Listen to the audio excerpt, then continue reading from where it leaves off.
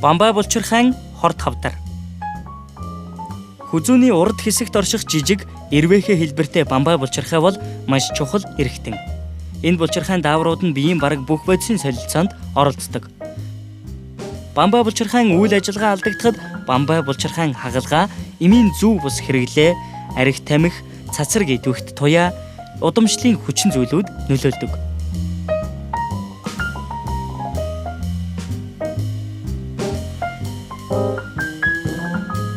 Мөн йод дутагдсанаас болон игцснээс бамбай булчирхай өвчлөдөг байна. Бамбай булчирхайн зангилаа нүдэнд харагдахгүй, цээжний хөндий рүү ургасан байж болох бөгөөд цээжин дээр дарах, гүдийх, залгихад зовиртой байх шинж тэмдэг өвчтөнд илэрнэ.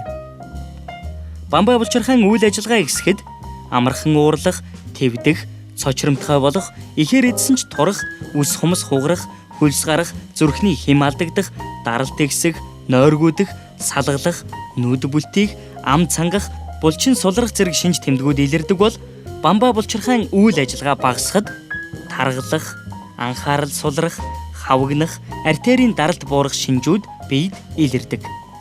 Бамбай булчирхайн хор тавдар зарим тохиолдолд ерөнхий үзлэгийн үеэр онцлогдох боломжтой. Хэрв хүзүүний тойрог ихсэх, хэсэг газар овоох, амьсгалахад хүндрэлтэй болох, хоол залгихад хүндүүрлэх, хоолоо сөөх зэрэг зовир илэрвэл мэрэгжлийн эмчид үзүүлэх нь чухал юм.